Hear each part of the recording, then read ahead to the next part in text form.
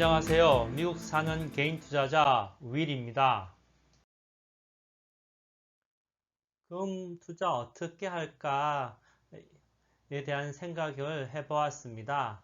저 자신도 금을 언제, 어떻게, 얼마만큼 투자해야 될지 의문이 있었는데요. 그에 대해서 한번 같이 알아보시겠습니다. 실제 금에 투자하는 ETF는 GLD와 IAU가 있고 이 두 개는 별 차이는 없는데 각 주당 가격과 그다음에 비용이 조금씩 차이가 나고요. 참고로 저는 여기에서 ETF를 가지고 얘기했지만 실제 금에 투자하시는 분도 계실 거라고 생각합니다. 근데 저는 실물에 투자하는 것은 보관상의 문제도 있고 해서 어, 투자하기 수월한 ETF로 말씀드리겠습니다. 그리고 금 채굴하는 광산주에 투자하는 ETF로는 GDX와 RING가 있는데 이것도 별 두 개가 차이가 없고 어, 주당 가격하고 그 다음에 비용에 따라서 선택하셔도 될 것 같습니다. 그러면 GLD와 IAU는 둘 다 실제 금 가격을 추종하니까 별 차이가 없고요. GDX와 RING는 그래도 조금 차이가 있으니까 한번 알아보겠습니다. GDX가 가지고 있는 탑 10 종목은 51개 갖고 있는 금광주 중에서 65.41%를 차지하고요. 요 밑에 10가지 티커를 적어 놓았습니다. 다음으로 RING가 갖고 있는 탑 10 홀딩은 전체 39가지 금강주 중에 71.87%를 차지하고 있습니다. 그리고 티커는 밑에 적혀져 있습니다. 그리고 보시면 블루로 표시한 이 티커들은 양 ETF의 공통적으로 갖고 있는 금광주가 되겠습니다. 그리고 그 밑에 보시면 CA, AU, ZA라고 되어 있는데 CA는 캐나다, AU는 오스트레일리아, ZA는 사우스 아프리카에 상장된 주식이란 뜻입니다. 그러면 예로 보시면 WPM이 있고 여기는 WPM 그 다음에 CA가 있는데 위에 있는 WPM인 같은 경우에는 미국에 상장되어 있고요. 밑에 있는 WPM은 캐나다에 상장되어 있습니다. 그러므로 굳이 두 개의 차이를 좀 보자고 한다면 GDX는 조금 더 달러와 연동되어 있고 RING는 좀 더 달러와 덜 연동되어 있다고 생각됩니다. 그래서 위기 때 아니면 시장이 출렁거릴 때 달러 가격도 올라간다고 한다면 GDX 쪽이 좀 더 베니핏이 있을 거라고 예상됩니다. 제가 개인적으로는 금 실질적으로는 IAU에 투자하고 있고요. 그 다음에 강산주로는 대표적인 유먼 골드와 로열 골드를 가지고 있습니다. 이 표는 제가 만약에 이번 3월 10일 날 투자했다고 치고 6월 17일까지 투자 성적을 나타낸 표입니다. 가상 투자한 것이죠. 그랬을 때 GDX와 RING 금광주에 투자했을 때 가장 이익을 많이 받습니다. 20%와 18%고요. 아까 대표적인 금광주였던 유먼 골드는 16%, 그 다음에 금 자체인 IAU, GDX랑 마찬가지라고 생각하시면 됩니다. 4% 정도의 수익을 봤을 거라고 예상되고, 그리고 제가 차트 애널리스트 분석표를 보다가 RGLD, 로열 골드, 금강주도 앞으로 장기 투자하면 좋을 거라고 해서 만약에 5월 12일에 추가 매수했다고 치면 그러면 6월 17일 날 되었을 때는 마이너스 12%로 손실이 나 있을 것으로 보입니다. 그러므로 금광이나 금에 투자하는 것도 좀 어느 때 어떤 얼마나 사야 될지에 대한 기준점을 미리 가져두는 것이 필요할 것으로 생각됩니다. 다음으로 지난 6개월 동안 금광주, 그 다음에 S&P 500 지수를 비교해 봤습니다. 여기서 S&P 500는 시장을 대표한다 라고 생각하시면 되겠습니다. 그래서 여기 그림에 보시면 이렇게 음영으로 표시되어 있죠. 이게 표시된 이런 차트를 마운틴 차트라고 하는데 GLD를 마운틴 차트로 그리고 그 다음에 SPY와 NEM을 비교하는 곡선을 여기 추가해서 그림을 그렸습니다. 그래서 지난 6개월 동안 보시면 SPY가 밑에 있고 중간에 GLD, 위에 NEM이 있습니다. 6개월치를 생각해 보면 시장이 크게 하락하고 페드가 돈을 푼다고 한다면 금광주를 매수해서 시장이 반등 회복할 때 매도하면 더 큰 수익을 얻을 수 있지 않았을까라는 생각을 하게 되었습니다. 이제 지난 5년간의 차트를 통해서 이 세 가지가 어떻게 변화했는지를 한번 보시겠습니다. 여기서는 GLD가 맨 밑에 있고요. 시장인 SPY가 중간에 있고 맨 위에 금광주인 NEM이 있습니다. 그러면 여기서는 금값이 안정화되었을 때 금광주를 분할 매수해서 모았으면 가장 큰 수익을 낼 수 있지 않았을까라고 생각됩니다. 지난 10년간의 차트를 보시면 이번에는 금광주가 맨 밑에 가 있고 그 다음에 금이 중간에 가 있고 시장이 제일 위에 가 있습니다. 그러면 대세 상승기에는 시장을 사는 것이 가장 수익률이 좋고 금을 사 놓은 것은 가치가 유지되는 것으로 생각되고 그 다음에 금광주는 오히려 시장과 비교하면 가치를 잃은 건 아니지만 그래도 상대적으로 손실을 봤다고 생각되어집니다.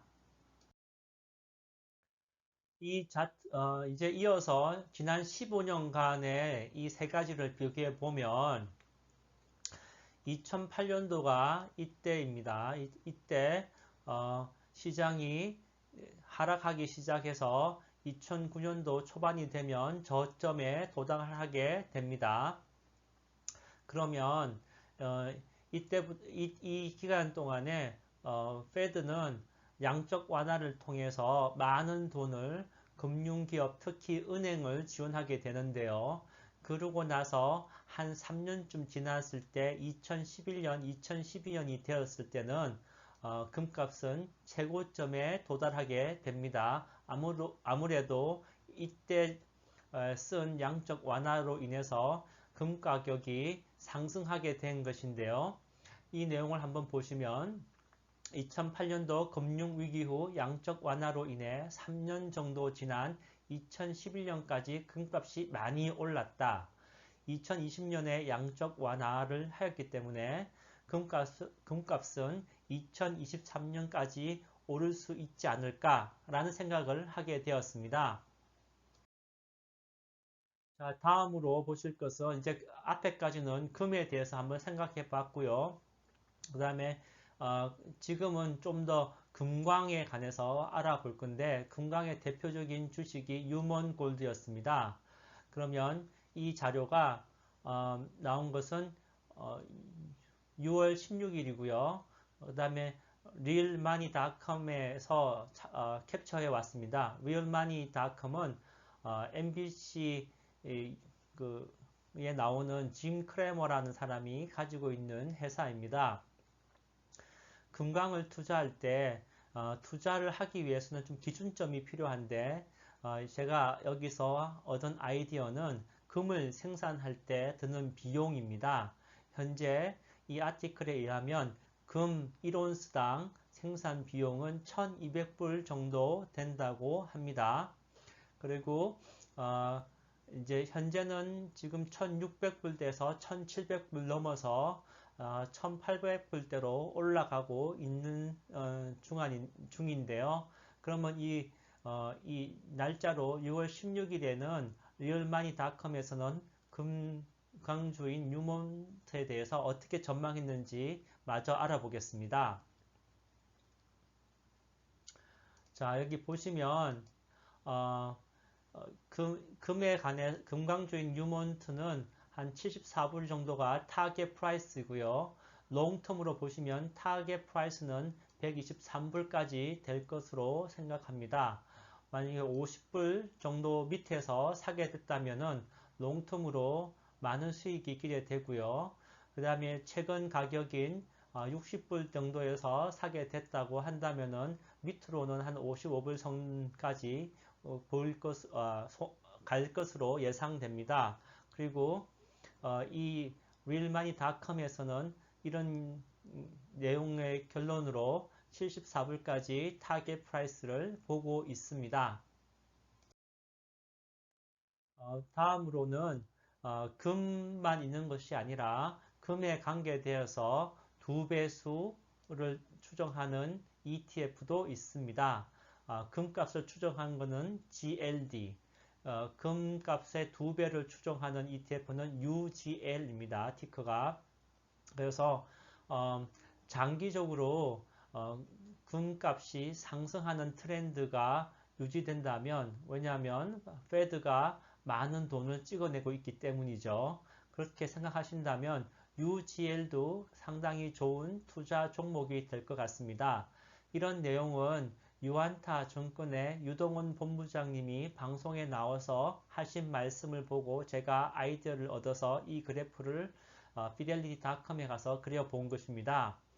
그러면 장기적으로는 UGL도 좋은데, 그러면 포트폴리오에 비중이 있는데, 유동훈 본부장님 말씀으로는 이 UGL을 갖고 있는 이유가 기존에 갖고 있는 포트폴리오에 대한 해지 기능이라고 말씀하시면서 포트폴리오에서는 한 3% 정도 갖고 있거나 많게는 한 6%까지 갖고 있다면은, 만약에 시장이 하락하면 할 때 자기 포트폴리오도 가격이 떨어지겠죠. 그때 이 금값이 상승하면서 해지가 가능할 것으로 보인다고 하십니다.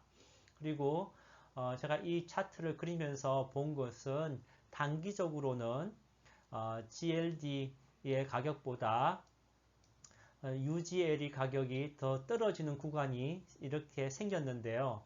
이렇게 생길 때는 이때가 UGL을 사기에 아주 좋은 기회가 되고, 이때 사서 만약에 이때 판다고 치면 시세 차익이 많이 남겠죠. 그래서 단기 투자적인 목적으로도 이 GLD와 UGL의 곡선 변화를 보는 것도 좋지 않을까, 이런 생각이 들었습니다.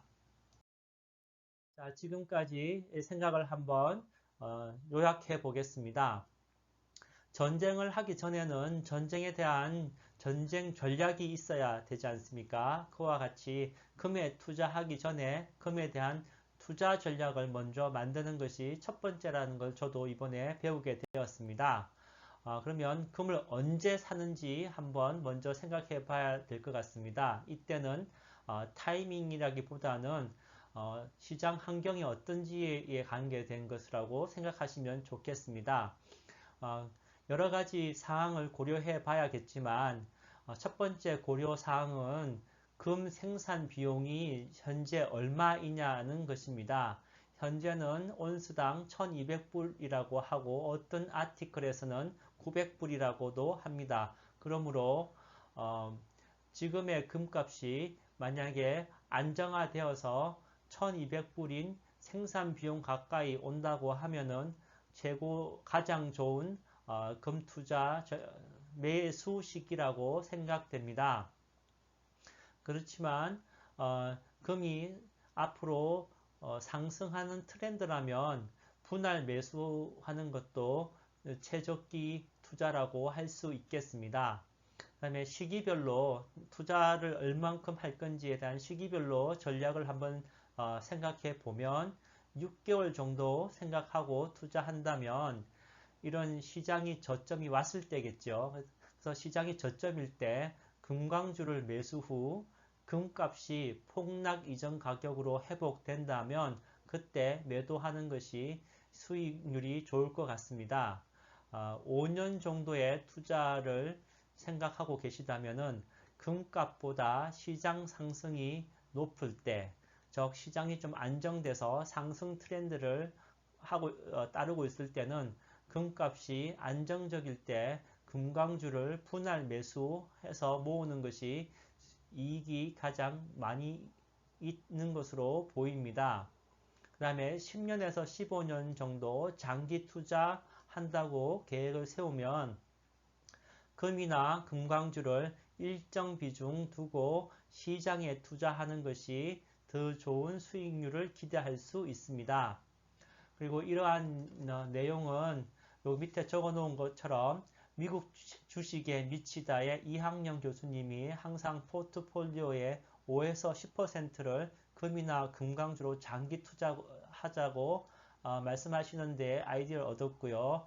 이 이학영 교수님뿐만 아니라 전문가들의 의견을 보면 대체로 포트폴리오의 5에서 10%는 금 투자에 관계된 것을 가져가는 것이 현명하다고 얘기들 하고 있습니다.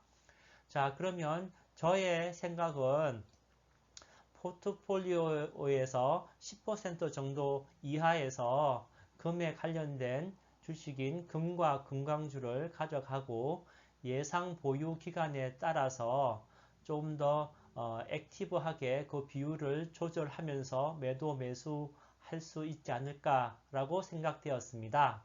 여러분은 어떻게 생각하시고 금 투자 전략을 오늘 세워보시면 좋겠습니다. Love once more, thank you twice. 지금까지 윌이었습니다.